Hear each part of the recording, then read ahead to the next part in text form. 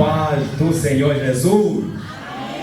Você está alegre por estar nesta noite aqui, na casa de Deus? Aleluia! Eu quero dizer que sou muito grato a Deus por mais uma oportunidade. É uma noite de louvor, de adoração, de intercessão por missionários. É gratificante estar em uma igreja que entende esta visão, a visão missionária, o ID do Senhor. Agradecer a Deus por oportunidade de conhecer os irmãos, e nesta oportunidade eu quero cumprimentar os companheiros aqui, servos de Deus, os obreiros da casa, na pessoa do pastor Anselmo. Agradecer também pela vida do nosso irmão Antônio, pelo qual tivemos essa oportunidade, contato de estar aqui nesta noite para fazermos parte deste culto de missões e conhecer mais o povo que vai morar nos céus. O primeiro livro das Crônicas, capítulo de número 16, começando a leitura no versículo 23 até o 37, assim diz a palavra. Cantai ao Senhor toda a terra, proclamai dia após dia a sua salvação. Declarai a sua glória no meio dos pagãos, sobre as suas obras maravilhosas no meio de todas as nações. Porque grande é o Senhor e poderosíssimo para ser louvado, Ele também deve ser temido acima de todos os deuses. Porque todos os deuses do povo são ídolos, porém o Senhor fez os seus. Glória e honra estão à sua presença, força e alegria estão no seu lugar. Dai ao Senhor, vós, parentes do povo, dai ao Senhor glória e força. Dai ao Senhor glória devida ao seu nome. Trazei uma oferta. Vinde diante dele, adorai ao Senhor na beleza da sua santidade. Temei diante dele toda a terra.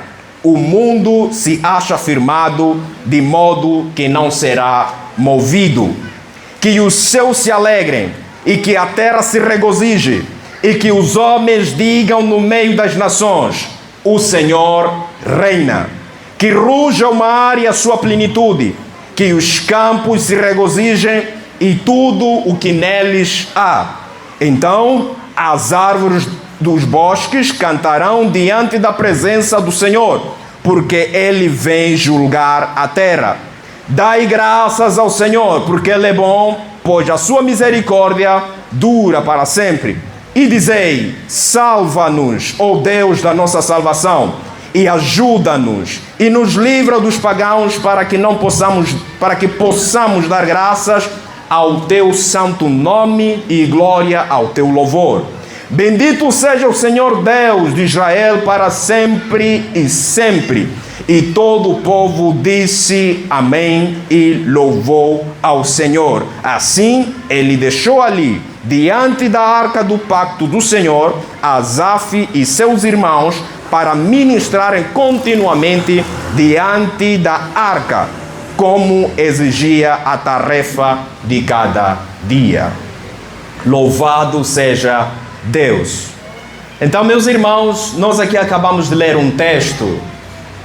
Primeiro livro das Crônicas é um dos livros que qualquer iniciante da leitura das Sagradas Escrituras, quando se depara com os primeiros 10 capítulos do primeiro livro das Crônicas, ele pode, por algum momento, desistir de ler, porque a partir do primeiro capítulo até o 10, ele começa a apresentar a genealogia, uma menção de nomes do povo eleito de Deus, da família sacerdotal e também da família real. Então nós estamos diante de um texto em que ele é dedicado exclusivamente para contar o dia a dia dos reis, o dia a dia do povo eleito de Deus, porque é isso que significa crônicas, contação de fatos diários. Mas o texto que nós aqui acabamos de ler, ele conta para nós um dos fatos marcantes para o povo de Israel, porque aqui o rei Davi, aquele que foi ungido por Samuel para substituir Saul, agora ele é coroado como rei. Primeiro ele reina em Hebrom e depois ele passa a reinar em Israel no seu todo. Mas este período em que Davi ele começa a reinar, havia acontecido um fato espiritualmente triste para o povo de Israel. Não ter dentro do seu território aquele símbolo que representava a presença de Deus, a Arca da Aliança. Se os irmãos lembrarem a importância desse elemento, dessa Arca da Aliança para o povo de Israel, nós conseguimos entender isto no período em que o povo de Israel atravessa o Jordão para entrar em Canaã, que os sacerdotes, eles carregaram a arca pela frente. Então, o que estava na linha da frente do povo de Deus era a Arca da Aliança, que representava a presença do Deus Todo-Poderoso. E por isso o povo entendia que não poderia atravessar o Jordão sem que, em primeiro lugar, estivesse ali representada a própria presença de Deus. E como o povo entendia o poder do Deus que tinha, então este povo vai tendo esta prática de tal forma que até nas batalhas que eles tinham que enfrentar com seus inimigos, levavam também a Arca da Aliança como uma forma de demonstrar que nesta batalha nós sairemos vencedores, porque o nosso Deus está conosco. Mas esse entendimento do povo não estava errado, estava certo. A presença de Deus tinha que acompanhá-los em toda a sua prática, em todos os seus atos de conquista. Mas eles haviam se esquecido que aquela arca não passava simplesmente de um material composto de madeira e revestido de ouro. Não era literalmente a presença de Deus. Então este povo depositou a sua confiança naquela matéria, naquele objeto, e não ao Deus que havia ordenado a Moisés para ser construído aquele objeto.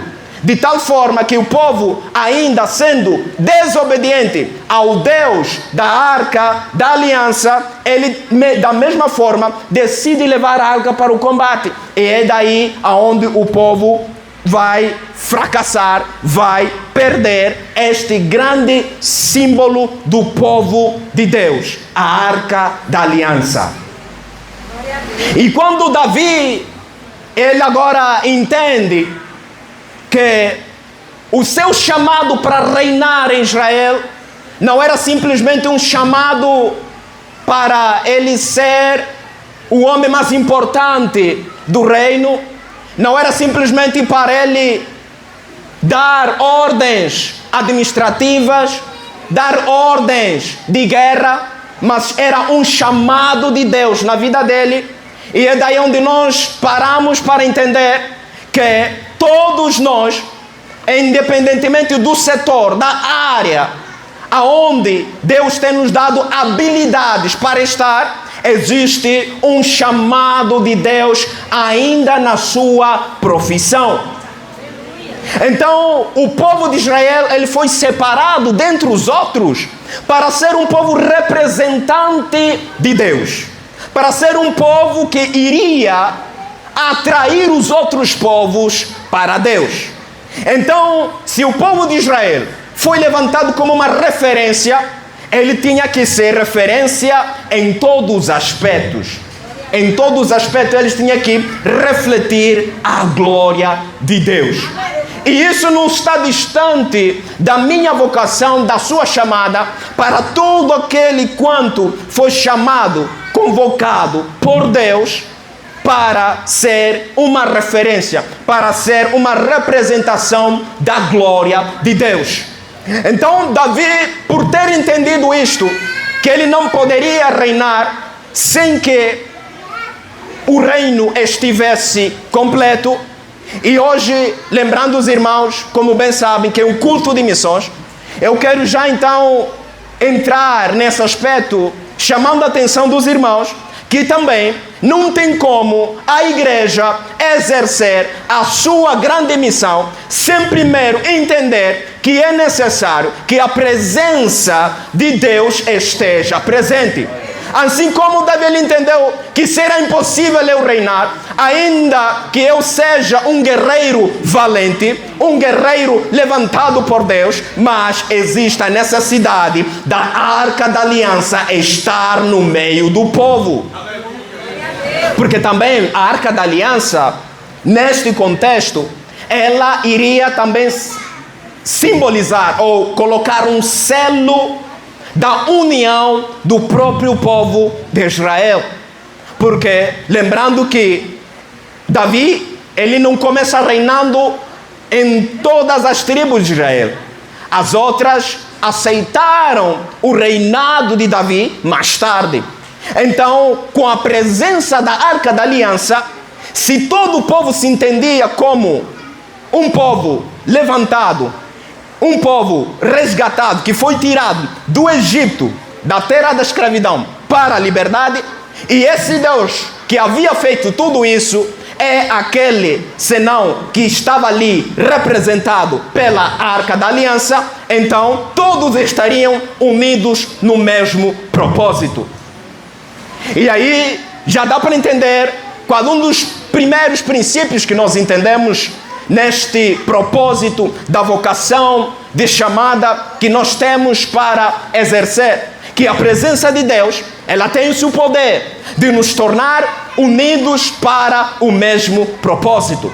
Ora, quando nós olhamos para os discípulos que Jesus vocacionou, chamou para instruí-los durante os 3 anos e enviá-los para o mundo, nós encontramos homens diferentes, homens com temperamentos diferentes, homens com níveis sociais também diferentes. Havia pescadores, havia publicanos, havia uns que eram mais religiosos, outros um pouco mais políticos, mas nós entendemos que estes homens, com todas as suas diferenças, talvez de conhecimento, talvez de status social, mas eles foram um no propósito que Jesus havia dado. Então a igreja, ela só avança na chamada, no entendimento de fazer missões, de anunciar a Jesus com a presença de Deus presente naquele meio. E se você dizer não, talvez onde eu estou, a profissão que eu exerço, ela é separada do propósito que eu tenho como cristão. Aí eu vou chamar a atenção para você para olharmos então para Neemias. Quem era Neemias? Copeiro do rei Artaxerxes. Mas no meio da sua profissão de copeiro, quando Neemias recebe a notícia de que os seus irmãos que haviam ficado em Jerusalém, e a condição da cidade era desastrosa, muros quebrados, portões queimados, e os irmãos em total miséria, ele se compadece. Ele sente no seu coração a necessidade de fazer alguma coisa. E Neemias foi um canal de Deus para a restauração de Israel. E você diz, não, Neemias é um homem, é copeiro, e eu que sou mulher. Então, qual é o exemplo que eu tenho como referência? Lembra de Esther, ela ocupando uma posição da rainha, mas ela não se esqueceu que ela, e se fosse necessário dar a sua vida em lugar dos outros judeus, ela faria, e assim ela fez. Então, independentemente da área, da função, porque o ser crente, o ser cristão, ele não é uma capa que a gente veste e depois no outro dia a gente tira, coloca lá no guarda-roupas. Ela é uma marca identitária. Então tudo que eu faço, os meus projetos, eles estão voltados para exercer uma função. E essa função não é outra senão representar, demonstrar a glória de Deus. E nós fazemos isso em todas as formas que Deus Ele nos concede, Ele nos dá para assim nós pudermos realizar. Então a obra missionária, ela não avança se primeiro nós não entendermos que precisamos do Deus desta missão para nós executarmos. Nós precisamos do Deus que deu esta ordem no nosso meio para que isto seja ou se torne um sucesso. Porque eu posso ter todo tipo de habilidades, de conhecimento, mas se essa habilidade, se esse conhecimento não estiver sob a direção do Deus desta missão, é vão tudo quanto eu vou fazer. Os irmãos sabem que existem organizações humanitárias que financiam projetos, que vão em lugares que se entendem como sendo pobres, vulneráveis, e eles dão a sua ajuda para esses lugares. Mas se nós formos a observar o impacto que estas organizações causam, com tantos bilhões que essas organizações têm e podem fazer, e o impacto de uma igreja humilde, que não tem tanta prata assim como essas organizações têm, o impacto que elas causam naquelas pequenas vidas, aonde não simplesmente levam o pão, mas levam a Deus, levam o Salvador. Algo diferente acontece. Algo diferente acontece. E nós precisamos entender isto. Então, nós aqui acabamos de ler um cântico que Davi ele vai instruir os levitas para poder entoar, celebrando a entrada da arca. Porque a arca havia já retornado para a tenda. Então, nós encontramos este cântico em Salmos 96, onde Davi vai instruir. E é interessante quando nós observamos este salmo, que ele vai apelar aqui a uma mensagem evangelística, a uma mensagem missionária, querendo dizer o seguinte: se Deus está no nosso meio, nós temos uma reação. Se Deus está no nosso meio, algo vai ter que acontecer, não só em nós, mas naqueles outros que não conhecem o nosso Deus. Daí que ele vai dizer o seguinte, no primeiro versículo que nós lemos: cantai ao Senhor toda a terra. Observem que ele vai dizer o seguinte: cantai ao Senhor toda a terra. Não simplesmente Israel, que havia recebido ou assistido à entrada da arca, mas ele está a convocar toda a terra a cantar ao Senhor. Cantai ao Senhor toda a terra. Cantai o quê? Cantai a sua salvação. O chamado de todas as nações celebrarem esta salvação, Davi então vai aqui apresentar nesta composição que ele vai dar. E não só isso, ele vai apresentar que Deus é esse que nós temos o privilégio de apresentá-lo. Porque nós podemos apenas apresentar com exatidão a quem também com exatidão nós o conhecemos. Nós só podemos levar a Deus, que nós dizemos que Ele é Salvador, se nós tivermos provado esta salvação, se nós temos certeza desta salvação, se nós conhecemos quão grande é este Deus a que nós apresentamos. Então Davi ele vai ter o prazer de dizer o seguinte: vamos anunciar esse Deus grande. E ele vai dizer que esse Deus é poderoso, declarai a sua glória em meio aos pagãos. Está a dizer o seguinte, que os outros povos olham para a Arca da Aliança e não dão a devida importância. Os pagãos têm os seus deuses, mas nós precisamos, ainda que esses povos não reconhecem a presença do Deus Todo-Poderoso que está em nós, nós precisamos apresentar a Ele o nosso Deus. E sabe o que isso significa? Isso significa ousadia. E a igreja precisa de ousadia para apresentar a Deus que nós conhecemos, ao Deus que nos salvou, ao Deus Todo-Poderoso. É isso, fazer missões é isso, ter essa ousadia. Porque nós vamos a um território que já afirmou o seu posicionamento. Não é um território neutro. O mundo não está neutro. Se o mundo não está com Deus, ele está com o outro.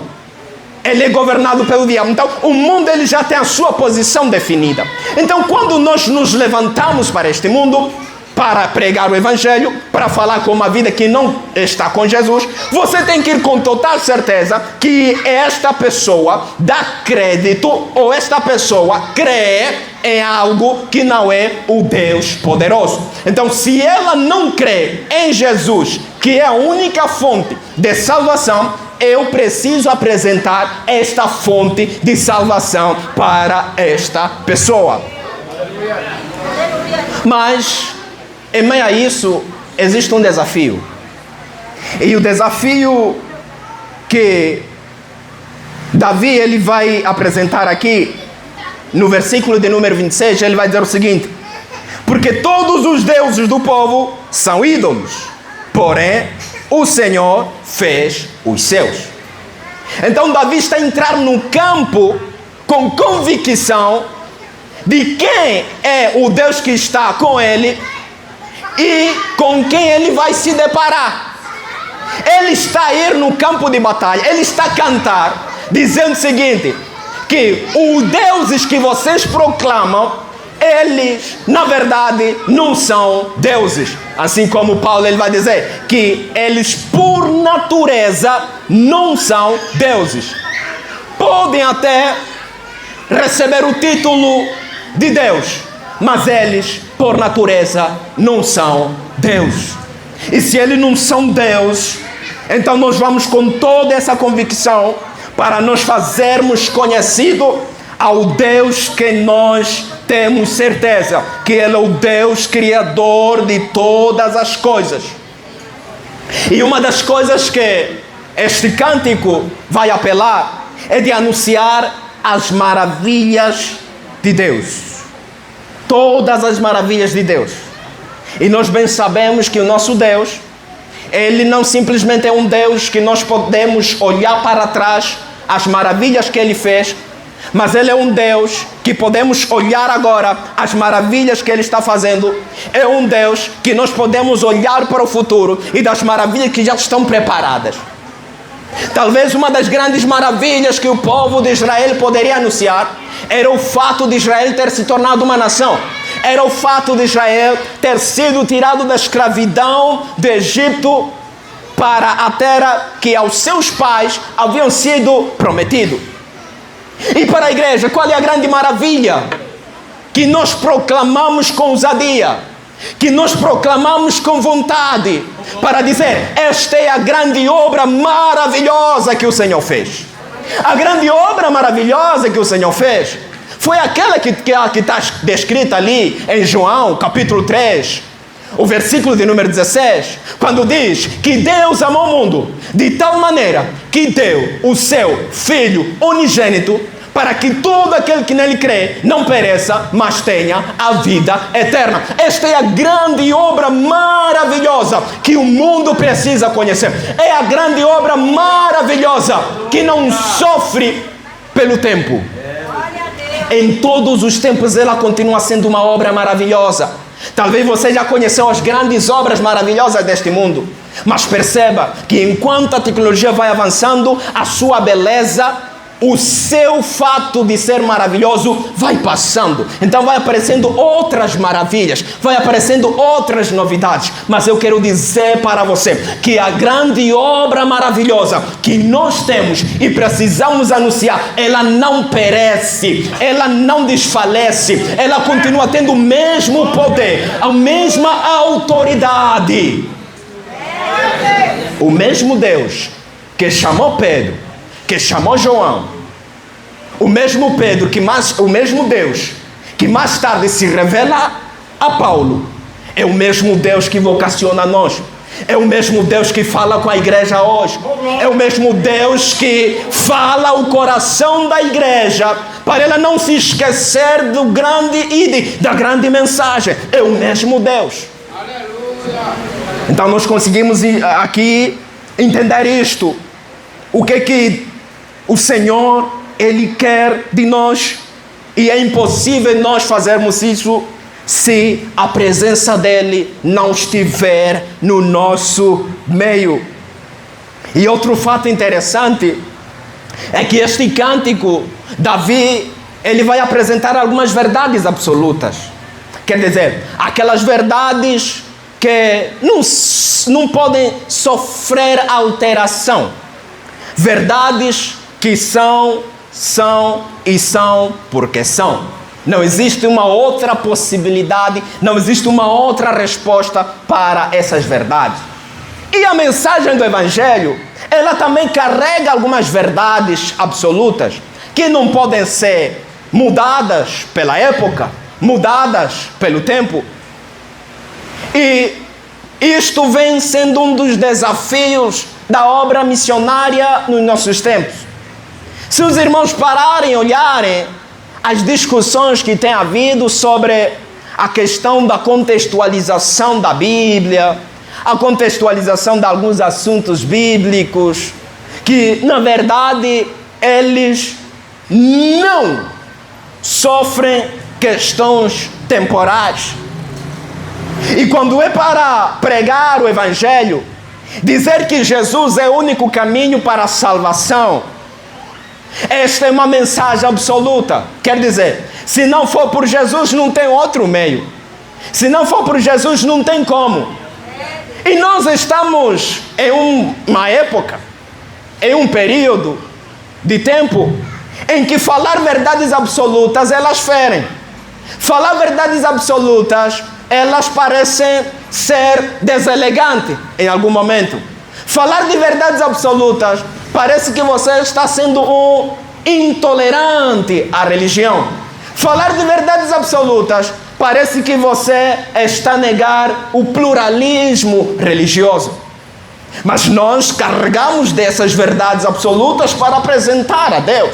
E essas verdades absolutas nós não negociamos, porque elas são verdadeiras. Porque não existe outro Deus a quem nós devemos apresentar, senão esse Deus que nós conhecemos. Não tem outro Jesus senão aquele que morreu na cruz, mas não permanece na cruz. Foi morto, mas ressuscitou. E Ele vive conosco, vive com a igreja. E nós precisamos apresentar a isso. Nós precisamos anunciar isso. Isso não é uma história do passado, é uma história do presente, e almejamos viver ela eternamente.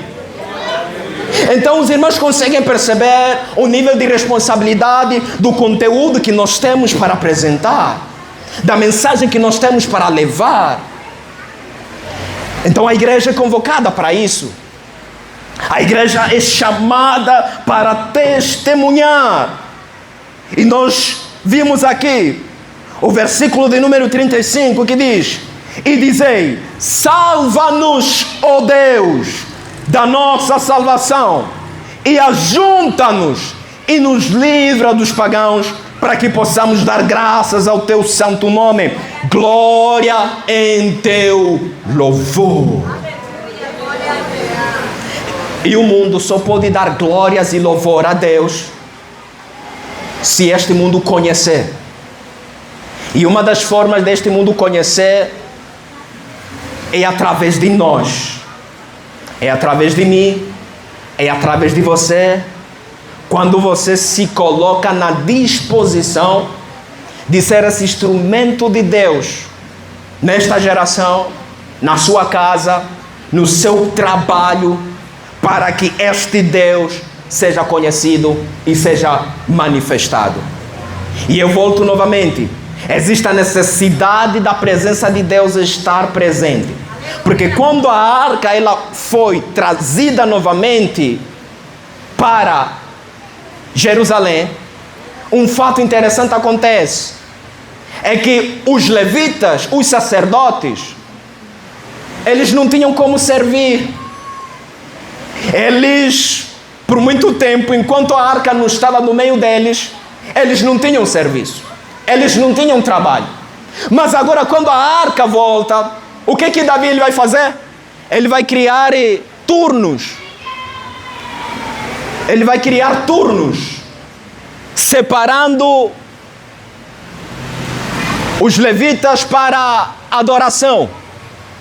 Nós encontramos aqui, glória a Deus, glória a Deus.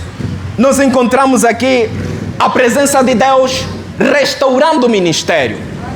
A presença de Deus trazendo de volta aquele que, pela ausência da presença de Deus, estava parado. Talvez você, por algum momento, parou de evangelizar. Talvez em algum momento você desanimou no seu coração. Talvez em algum momento você decidiu não mais ser o porta-voz do Evangelho, do testemunho de Cristo. Mas eu quero dizer para você, se a presença de Deus voltar, se a arca voltar, o ministério ele é restaurado. E é interessante que aqui é pela iniciativa do rei Davi que a arca é trazida de volta, que a presença de Deus é trazida de volta. Mas no Novo Testamento, na nossa realidade, não foi a minha vontade que decidiu ir ao encontro de Deus. Não foi a sua vontade que decidiu ir ao encontro de Deus. Foi o próprio Deus que decidiu ir ao encontro de nós. Então, nós estando distante de Deus, o próprio Deus veio ao nosso encontro. O que significava a Arca da Aliança? A presença de Deus, o próprio Deus ali. Mas o que acontece agora quando Jesus ele vem? O que diz Mateus? Que ele é o Emmanuel, o Deus conosco. Então, se Deus conosco, Emmanuel, o próprio Jesus, está em nós, e qual é o desejo dele? Ele vai dizer o seguinte: se vocês tiverem a minha palavra e guardarem, esta é a prova de que vocês me amam. E se vocês me amam, eu também vos amarei. Eu e o meu Pai viremos e faremos morada em ti. Então, a própria presença de Deus, ela está conosco. Nós não precisamos ir ao encontro da arca para contemplarmos e dizermos que Deus está aqui. O desejo de Deus é de habitar em nós. Então, nós carregamos a presença de Deus aonde nós formos. Se o povo precisava carregar a arca para ir nas batalhas, se foi necessário o povo colocar a arca na frente para atravessar o Jordão, o que nós precisamos é de ir com o próprio Deus nas nossas batalhas, nas nossas lutas. Aleluia! Glória a Deus! E a missão não se faz sem a presença de Deus. Será impossível nós apresentarmos todas essas verdades do Deus que se revelou a nós sem que a presença dele se torne uma realidade no nosso coração. E eu quero nesta oportunidade convidar você para se colocar de pé. Glória a Deus. E eu quero dizer para a amada igreja que esse Deus está aqui. Esse Deus a quem nós proclamamos, a quem nós anunciamos e a quem nós temos esse desejo de fazer conhecido e cantar louvores a Ele, Ele está aqui. E tudo quanto nós queremos fazer, nós precisamos fazer com Ele. O próprio Jesus disse: nada podeis fazer sem mim. Até aquilo que Ele mesmo ordenou, precisamos executar a missão que Ele delegou a nós com a sua presença. Então clamemos nesta noite pela presença de Deus. Clamemos a Deus para que Ele esteja na frente de todos os projetos, esteja na frente da obra missionária, esteja na frente ao abrirmos a nossa boca para anunciarmos a Ele, para que não seja meras palavras suas, mas sejam palavras carregadas e acompanhadas do poder transformador de Deus, porque é isso que faz toda a diferença. Senhor, nós louvamos o Teu nome, glorificamos a Ti, ó Pai, pela Tua presença no nosso meio, pois nós temos certeza que Tu estás aqui entre nós, ó Pai poderoso. E por termos certeza que Tu estás aqui no nosso meio, nós clamamos diante de Ti, Senhor, reconhecendo que nada podemos fazer sem a Tua presença, reconhecendo, meu Deus eterno, que aquilo que o Senhor tem colocado em nossas mãos para podermos executar, exercer, nós não podemos se a Tua presença não for conosco. Nós não podemos, ó Deus eterno, atravessar, meu Pai, as avenidas para proclamar a Tua glória, para proclamar o Teu Evangelho, se o Senhor não for conosco. Então, Senhor, estenda a Tua mão nesta noite para restaurar, Senhor, para que a Sua presença seja notória na vida daquele que tem sentido a falta, Senhor, naquele que se encontra esfriado, meu Pai. Seja, meu Deus, tomado da Tua graça, seja, Deus poderoso, aquecido pela Tua presença, do desejo, do anseio de estar com a Tua presença e de executarmos, meu Deus, a missão que o Senhor tem delegado a nós, ó Pai. Queremos, ó Pai, caminhar debaixo da Tua presença. Queremos ser testemunhas, ó Pai, aonde o Senhor nos levar. Queremos ser usados, ó Pai, na nossa profissão. Queremos ser usados, ó Pai, nos espaços aonde os nossos pés nos permitem chegar. Queremos, ó Pai, ser instrumentos, ó Deus, a quem, meu Deus, nós nos encontrarmos. Queremos exalar o Teu perfume, ó Pai, aonde é necessário. E assim nós, ó Deus eterno, glorificamos o Teu nome nesta noite, em nome de Jesus. Amém. Glória a Deus. Glorifique ao Senhor Todo-Poderoso nesta noite. Você pode se assentar e eu agradeço a Deus por esta maravilhosa oportunidade e dizer que foi um privilégio conhecer a cada um de vocês. É bênção. Talvez a gente pode se encontrar em qualquer outro lugar. Amém? O mundo é tão pequenininho para o Deus que fez este mundo. Talvez eu não imaginava que poderia conhecer os irmãos. Talvez em algum momento o irmão Antônio não pensou que ele poderia encontrar um moçambicano aqui e da missão que ele já foi, já conhece. Mas Deus, Ele é bom e poderoso para fazer essas coisas. E eu agradeço a Deus e a amada igreja pela recepção carinhosa em nome de Jesus. Amém. Amém, meus irmãos? Amém. Olha, você está vendo esse povo? Quando eu fui para teu país, Amém. Teve, posso assim, 45% ou 50% ajudou aquele projeto lá. Amém. Do teu país, tá? Muitos deles que estão aí sentados aí. Amém. A gente investimos lá no colégio, tá? O colégio que o pastor estava fazendo, compramos tijolos, né? Amém. Compramos areia, né? Ali foi essa igreja. Amém. Fui para lá, eles me ajudaram. O que eles fizeram comigo, eu fui lá. Deus abençoe. Amém. Gratidão. Em nome do Senhor Jesus. Irmãos, ore por esse jovem, homem de Deus, tá? Ele está aqui. Quando eu falei com o pastor dele, pastor Hilton, falei assim: irmão Antônio, é nosso. Aluno nosso, é nosso. Porque hoje, irmãos, muito complicado a gente convidar alguém para pregar. Muito complicado, hoje está muito difícil. Mas ainda tem homens de Deus. Quero agradecer o pastor pela confiança, pelo apoio e todo o corpo de obreiro. Que Deus nos abençoe. Amém. Em nome do Senhor Jesus. Essas famílias que estão aqui, toma a direção de todo o trabalho, Pai. Abençoa, Pai, ministra, Senhor, a vida de cada um dos teus filhos. Meu Deus, nos despede em paz, Senhor. Guarda a nossa vida, nos dá uma semana abençoada, Pai.